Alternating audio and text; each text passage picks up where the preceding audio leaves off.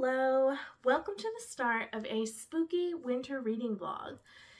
I have been in the mood for spooky books recently, so I decided I was going to read a bunch. I'm starting this vlog right before Christmas. We have a few days until Christmas, and I'm currently in the middle of a spooky book, The Woman in Black by Susan Hill. This is a ghost story that takes place on Christmas Eve. I don't know. So this book opens with a family and they're telling ghost stories on Christmas Eve. The stepfather is very disturbed by them telling ghost stories because he has a story that he's like too afraid to tell it out loud, but he feels like he needs to tell someone. So he's like, I'm gonna go on my own and I'm going to write down the story, and then we're reading the story of what happened to him. I'm about a third of the way through this one. It's very short. It's like 160 pages and I'm really enjoying it. It does feel very atmospheric. We're getting to a part where it feels very isolated and we've already had a little bit of like, wait, what's going on exactly? So I'm enjoying this a lot. This is like a women's horror book that's kind of a classic, and I've wanted to read it for a long time and I'm very excited to get to it. So I'm going to keep reading this one and I'll come back to you probably when I'm finished with it, unless I have something else to say in the middle, and then I'll just kind of come back and update when I pick out my next book. I kind of want to mood read because I have such a plethora of choice that I want to leave myself open to being able to kind of pick from a bunch of things, and then I'll just tell you what I read when I get to it. So I'll check back in with you when I'm done with this one. Okay, I have some updates. I finished The Woman in Black. I actually finished this a few days ago. This is fun. I had a really good time reading this. It is creepy without being like super scary.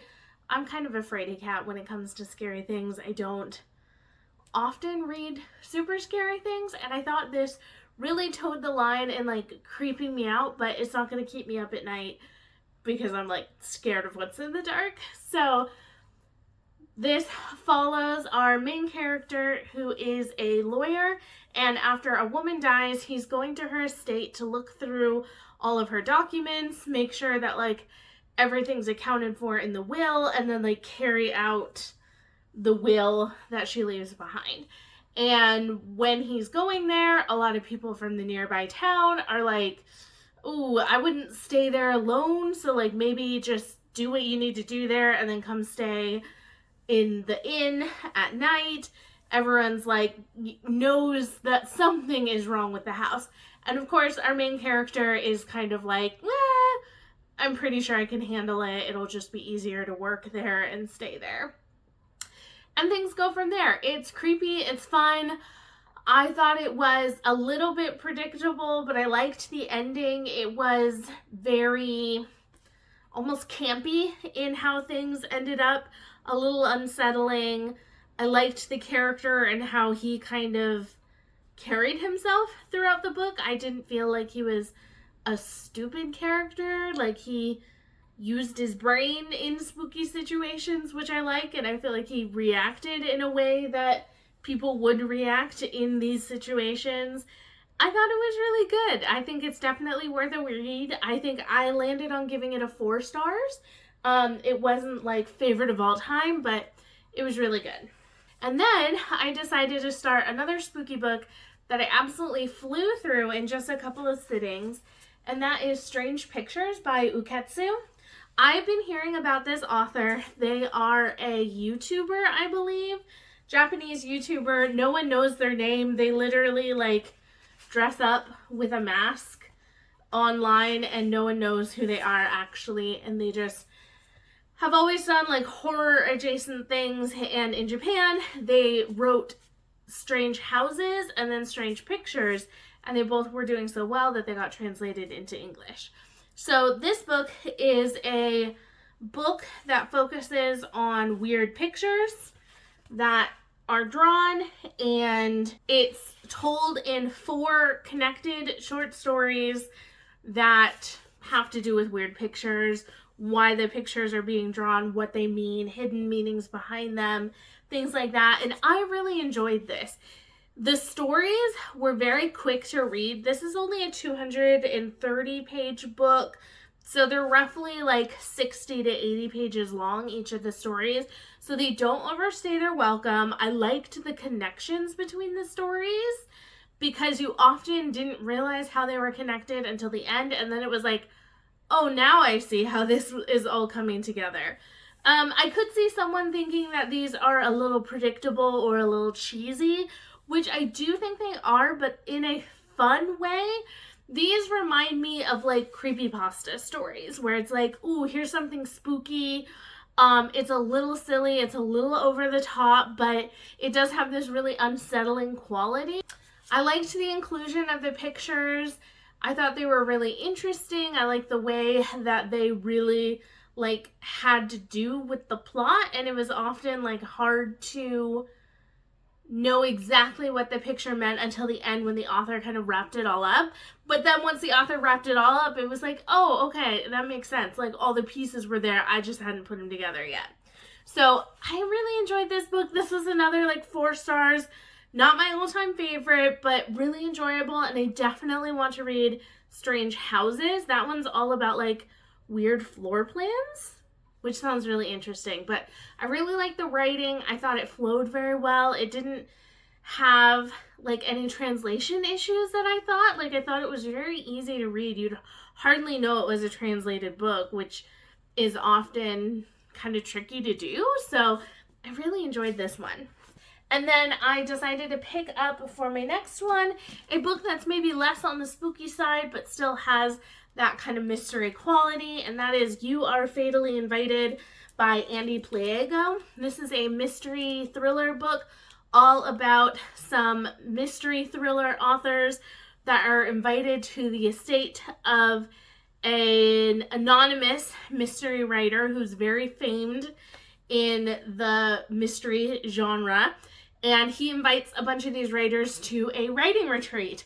But as you very quickly find out, things are not as they seem. We are given the point of view of a character, Mila, who's kind of in charge of this writing retreat, like the logistics of it. And you very quickly realize that like she has something going on. We don't know what, but she's up to something. And then we're following Rodrigo currently. I don't know if we'll get more points of view other than those two, but those are the two that we have. And Rodrigo is a writer. He's part of a writing duo, I think, with his wife or fiance. I'm not sure. But he has a secret in his past that he doesn't want to get out. And I'm really enjoying this. Man, I flew through the first like 30 pages last night. It was so easy to get into, even with introducing a lot of characters all at once. This author's doing a great job of like getting me into this group of people. Some of them know each other, some of them don't. And I'm just really enjoying this. The setting is weird. It's cold. It's by the ocean. And I'm having a really good time with it. And I hope that I love it all the way through. The one thing that I don't like that I'm noticing more in mystery thriller books is when we're in a first person point of view, and that first person that we're following, so in this case Rodrigo, we're seeing everything through his eyes. We're getting to know his inner thoughts and everything, but then he has like this secret and he keeps like thinking about it in this like roundabout way because we're not supposed to know what it is, but like he knows what it is. And so he'll like say something to his wife and then he'll be thinking like, I told her some part of the truth, but not all of it because I have to keep that part a secret. And it's like, I find it so frustrating because I see the author so much in that where it's like, okay, you're purposefully shielding this thing, but the person whose point of view we're from knows what it is, so they wouldn't be thinking this way. And you're just holding me back from it because you think it's going to like shock me later what happened.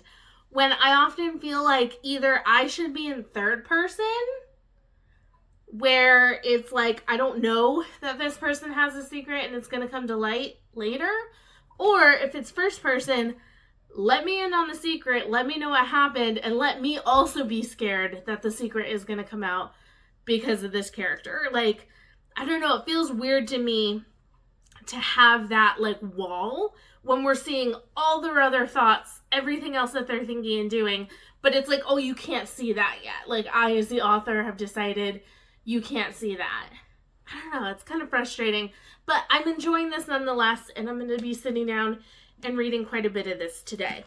And then I took the thumbnail for this video, and when I was doing it, I wanted like a certain like vibe of like holding a spooky book up, and I like grabbed The Shining, and I was like, you know, like I'll hold this up and it'll be like a really good photo of like hiding behind The Shining like I'm reading it. And then I was like, do I need to read this now that it's in the thumbnail? And I was like, maybe I do.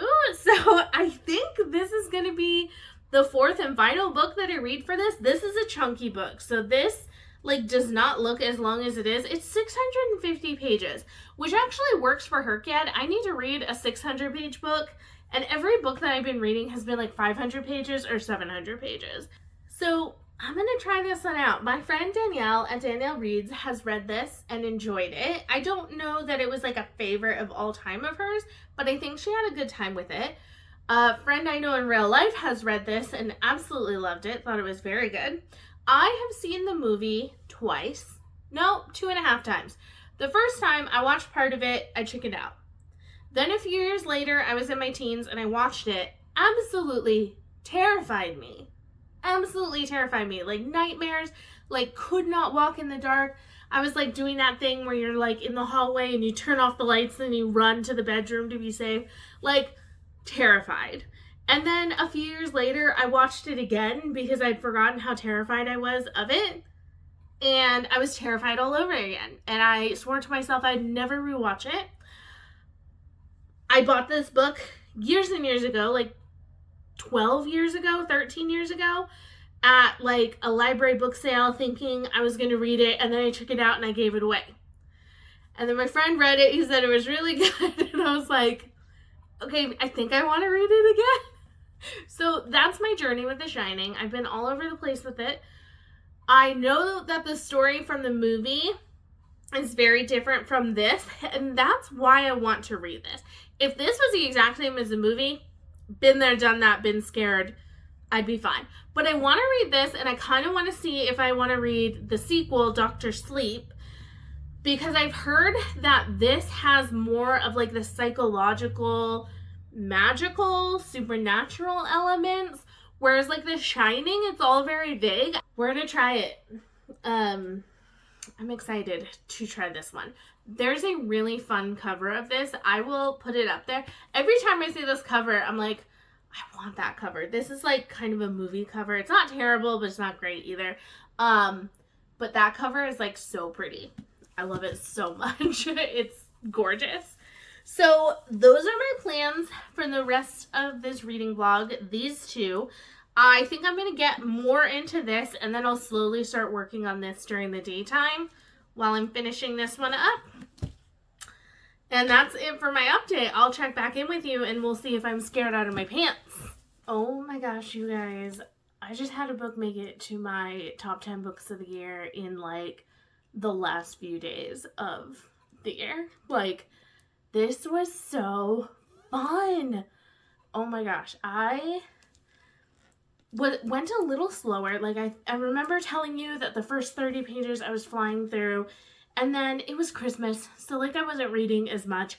I was doing other things and resting a bit more, so I kind of like took my time to get halfway through. And then last night I was like, I need to like buckle down and read because I was getting distracted by like YouTube shorts. So I was like, I need to sit down and like get through this book. I'm enjoying it. I'm just not picking it up. So I like did a couple timers to like get me reading, and I ate the rest of this book up so fast. I read it the last half within 24 hours. I was reading it like all like so fast this morning so that I could finish it before I went to go play games with my sister. And it was so good. So this is the closest thing that I've ever read that gives me the same vibes as And Then There Were None, which is probably my favorite mystery thriller of all time. It's so good. I even watched the movie before I read the book, and the book was still amazing. And I knew exactly what happened every way. This gives me that vibes, like isolated, creepy murders, things are happening, you're not sure like who's telling the truth. Even though we're in their points of view, the author still did a really good job of like making me really confused of like who knows what, who's connected to who. There's this like really fun map at the beginning of the book that I was like looking at. So interesting. The author did such interesting things with like Mila, our character who we follow, who is the first person that clues us in that something is not right. And I really liked following Mila's perspective through this because she had a leg up on some of the other characters in this book, but there were some people who had a leg up on her. And oh my gosh, this is so good. It's so good. So I would highly recommend, if you love like isolated mysteries, if you love mysteries that feel like Clue, like the Clue movie, where it's like a mystery, it's a little dark and scary, but there's also some like dark humor involved with it. This is fun mystery, which I love so much. Like, I felt like this had good emotional pull. I felt like this had good humor. It was smart. Like, I was reading it like trying to put all the pieces together, and I got one piece. I figured out something in here that I don't know, maybe everyone figures it out, but I was like, I think I know what's happening, and I was right about one piece, but there was a bunch that I did not put together at all, and I definitely could have. So like the author did such a good job of like breadcrumbing out the clues so that you could try to piece it together. And like, I don't know if anyone's going to be able to put everything together because it was very like smart and twisty and turny, and you're not sure who's telling the truth or who's telling maybe like a half truth or who's hiding behind someone else's something. So good. If you are going to read a mystery thriller in 2026, make it this one. This is so good. This author, Annie Pliego, this is her debut novel. She has another novel coming out in 2026 that I will 100% be reading. This was so good. 5 stars. Loved it. I will be reading what this author puts out next. And hopefully I love it just as much. This was so much fun. Like my perfect mystery. And that brings us to our final one. So it's nighttime.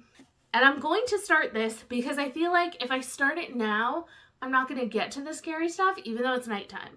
However, if it starts making me think of the movie, I will be putting this down until the daytime because I don't want to scare myself so much that I can't sleep. We will see. Maybe I'll read this and I'll be totally fine.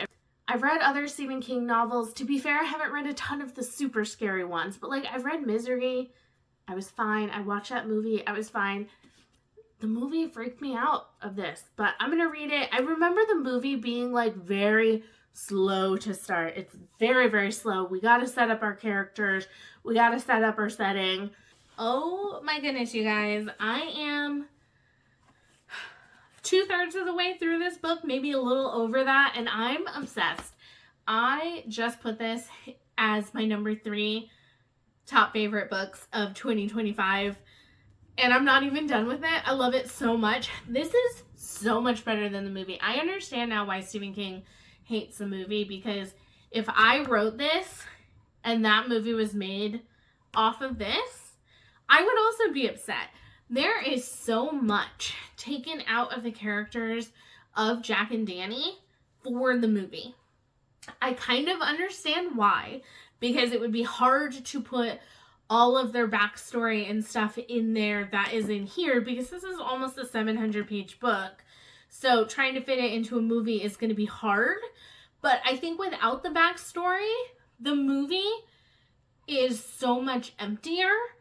Whereas in this, I'm feeling so much empathy and care for the characters in here that I don't necessarily feel in the movie.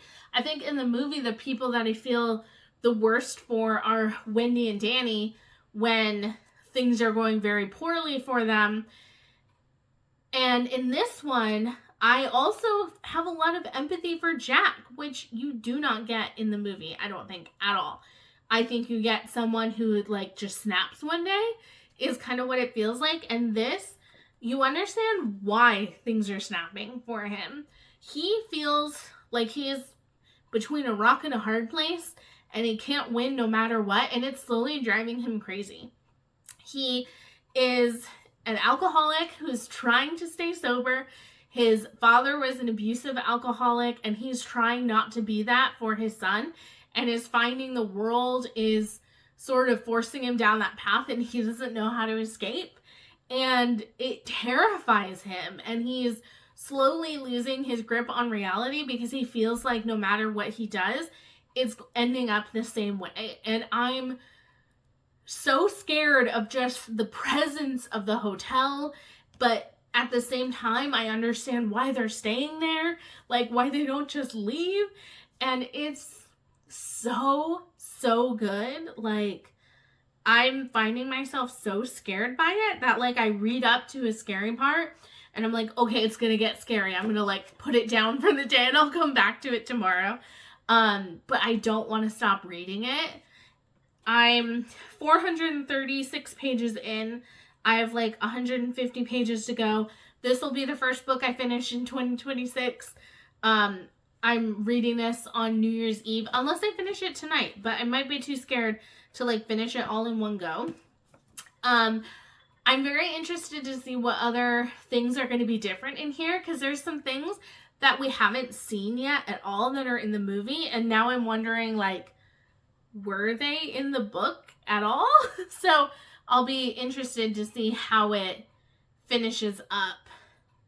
There is just so much good, like, symbolism in here. There's so many things that I'm thinking about. Like, in the very beginning of the book, when they take over caretaking for the hotel, the manager of the hotel is telling them about the boiler and how you have to, like, let off the steam twice a day because it creeps. The, like, pressure builds up and builds up and builds up, and you have to, like, let the steam out.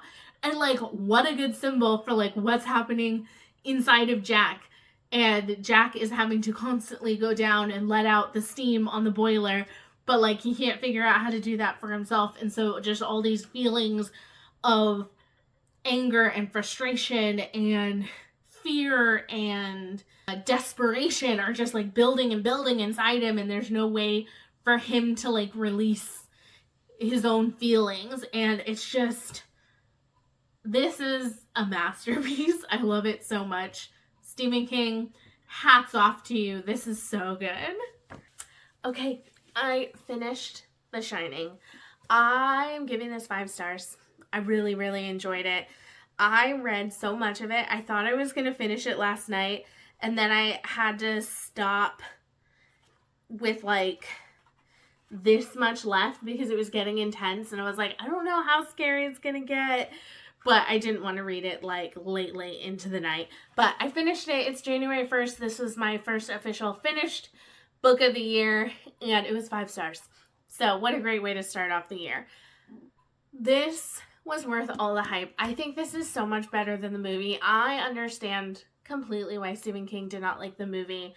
Because the movie takes the heart out of the characters. And the characters are what sell this for me. Totally. That and the Overlook Hotel as a character, as an entity itself, also sells it for me. I was looking up videos of, like, scenes from the movie to remind myself, like, how they went so that I could, like, compare it to the book, because there were some things in the movie that are not in the book at all, and I was like, oh, like the twins? The twins are a character in the book, but they're mentioned, but they do not interact with Danny like they do in the movie at all. Like, they're not seen elevators of blood not seen. Definitely the movie like gored it up a lot. Like they added a lot of the gross, scary imagery that this does not have. This has dread. That's what I get from this, is this feeling of this hotel is bad.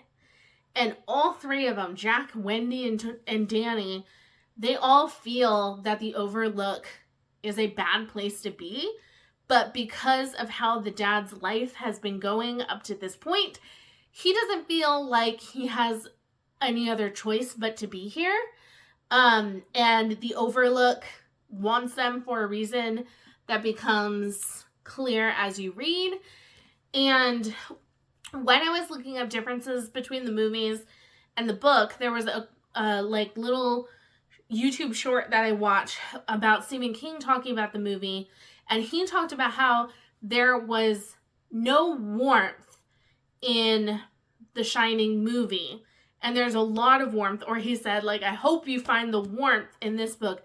I totally agree. The way that events happen in The Shining are made to happen in a much colder way than they happen in here.